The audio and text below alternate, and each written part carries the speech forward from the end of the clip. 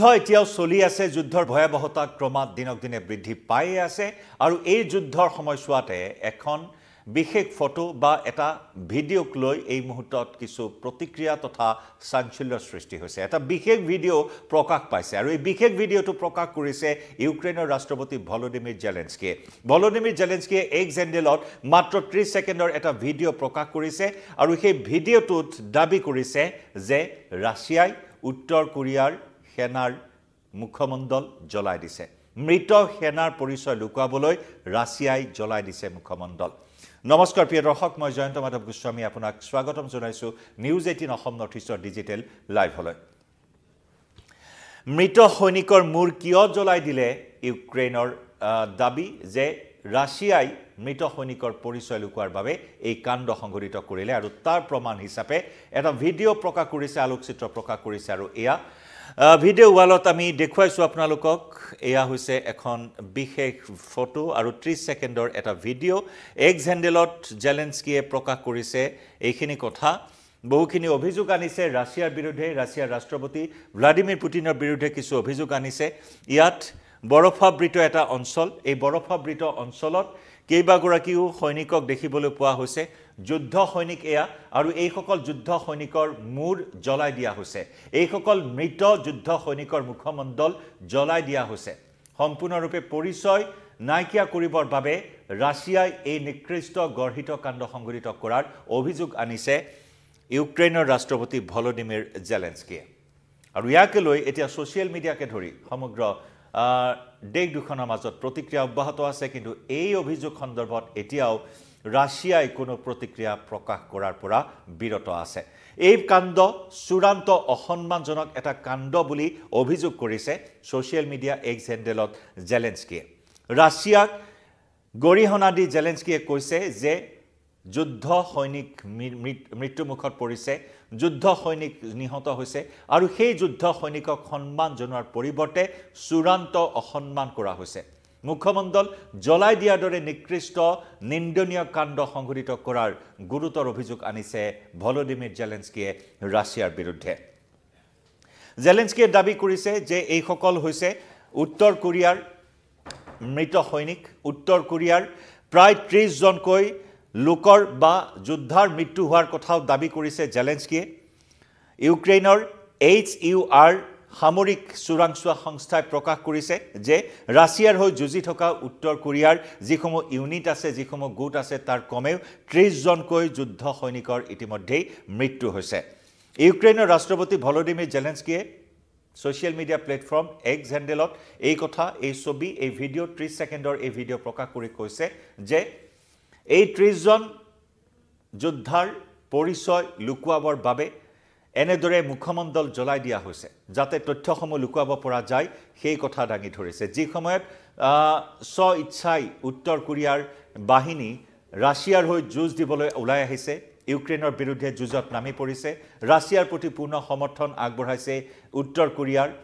সেনাই আৰু সেই উত্তৰ কোৰিয়াৰ সেনাই স্ব ইচ্ছাই আহি যোগদান কৰিছে ৰাছিয়াৰ সেনা বাহিনীৰ সৈতে এই যুদ্ধত নামি পৰিছে ইউক্ৰেইনৰ বিৰুদ্ধে তেনে সময়ত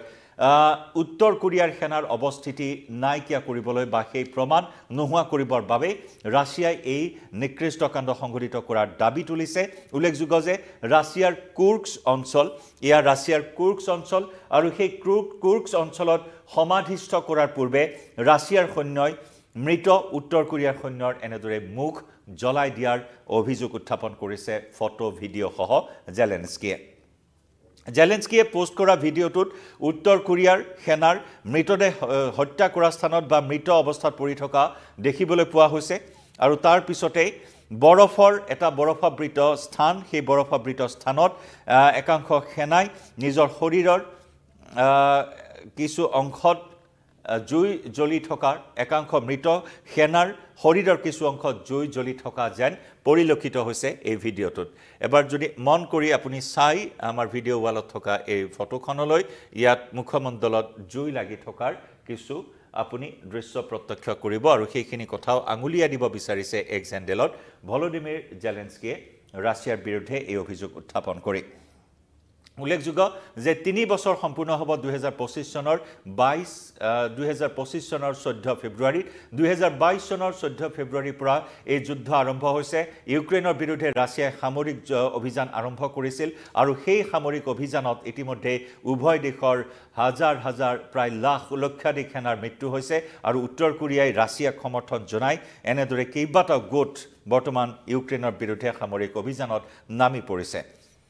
আৰু এই বছৰ বছৰ ধৰি চলি থকা এই যুঁজখনক লৈ ভলোদিমিৰ জেলেনস্কিয়ে কৈছিল যে অনাগত সময়ত হয়তো ৰাছিয়াই আৰু এনে ধৰণৰ বিভৎস বা কুৎসিত কাণ্ড সংঘটিত নকৰিব কিন্তু বাৰে বাৰে ৰাছিয়াৰ তৰফৰ পৰা এই ধৰণৰ নিন্দনীয় বিভৎস কুৎসিত কাণ্ডসমূহ সংঘটিত হৈ আহিছে ধাৰাবাহিক ৰূপে সেই আক্ষেপো প্ৰকাশ কৰিছে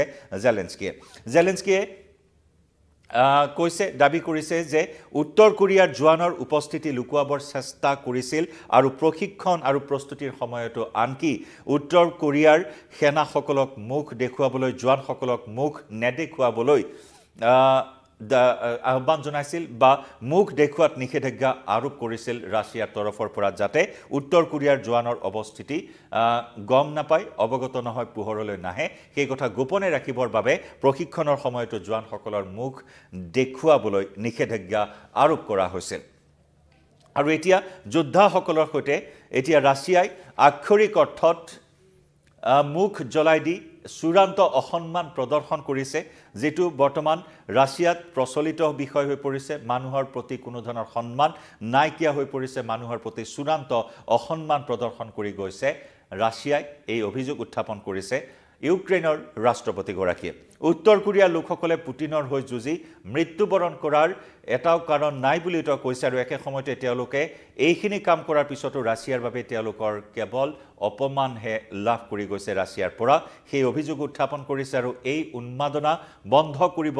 লাগিব বুলিও জেলেনস্কিয়ে দাবী কৰিছে শান্তি এটা স্থায়ী শান্তি স্থাপনৰ বাবে কাম কৰিব লাগিব লগতে এই কুৎসিত কাণ্ড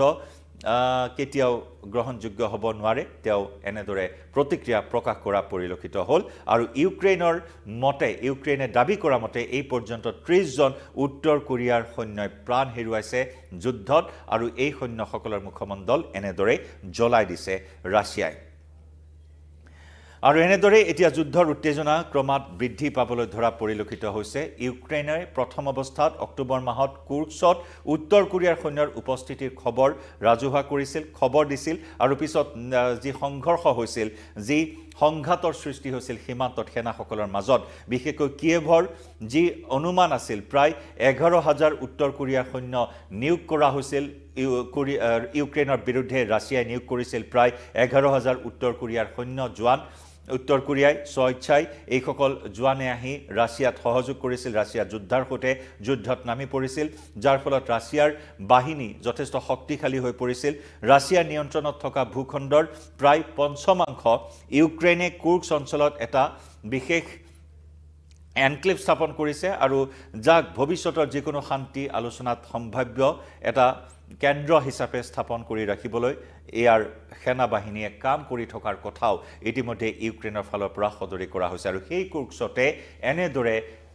উত্তৰ কোৰিয়াৰ সেনাৰ মুখমণ্ডল মূৰ জ্বলাই নিকৃষ্ট কাণ্ড সংঘটিত কৰাৰ অভিযোগ আনিছে ইউক্ৰেইনে ৰাছিয়াৰ বিৰুদ্ধে যি সময়ত ৰাছিয়া আৰু ইউক্ৰেইনৰ মাজৰ পৰিৱেশ যথেষ্ট জটিল হৈ পৰা পৰিলক্ষিত হৈছে আৰু বিশেষকৈ কালি পুৱাৰ ভাগতে ৰাছিয়াৰ পাৰমাণৱিক প্ৰতিৰক্ষা বাহিনীৰ মুৰব্বীগৰাকীক চোৰাংচোৱাই ইউক্ৰেইনৰ ঘাতকে হত্যা কৰাৰ অভিযোগ উত্থাপন হৈছে খোদ ৰুমত এই হত্যাকাণ্ড সংঘটিত হৈছে বা মৃত্যুমুখত পৰিছে এটা বিস্ফোৰণ এখন স্কুটিত আৱাসিক এপাৰ্টমেণ্টত এটা ব্লকত এখন স্কুটিত সংস্থাপন কৰা এটা বিস্ফোৰণত প্ৰাণ হেৰুৱাইছিল পাৰমাণৱিক প্ৰতিৰক্ষা বিভাগৰ মুৰব্বীগৰাকীয়ে গতিকে সেয়া ৰাছিয়াৰ বাবে এটা মুখ্যম আঘাত আৰু ইউক্ৰেইনৰ বিৰুদ্ধে পাৰমাণৱিক অস্ত্ৰ প্ৰয়োগৰ যি ব্লুপ্ৰিণ্ট ৰাছিয়াই প্ৰস্তুত কৰি আছে তেনে সময়তেই পাৰমাণৱিক প্ৰতিৰক্ষা বাহিনীৰ মুৰব্বীগৰাকীৰ মৃত্যু এক মুখ্যম আঘাত হিচাপে পৰিগণিত হৈছে গতিকে যিকোনো পৰিস্থিতি আৰু অধিক বেয়াৰ পিনে ঢাল খোৱাৰ উপক্ৰম হৈ পৰিছে বৰ্তমান ৰাছিয়া আৰু ইউক্ৰেইনৰ মাজত তেনে সময়তেই ইউক্ৰেইনে গুৰুতৰ অভিযোগ উত্থাপন কৰি উত্তৰ কোৰিয়াৰ সেনাক সন্মান যাচিবলৈও তিল মানুহ ৰাছিয়াৰ মানসিকতা নাই বুলি অভিযোগ উত্থাপন কৰি এক্স হেণ্ডেলত এই ভিডিঅ' ফটো ৰাজহুৱা কৰিছে ইউক্ৰেইনৰ ৰাষ্ট্ৰপতি ভলোডিমিৰ জেলেনস্কিয়ে আমি যুদ্ধৰ প্ৰতিটো আপডেট জনাই যাম আপোনাক এই মুহূৰ্তত লাইভৰ পৰা বিদায় লৈছোঁ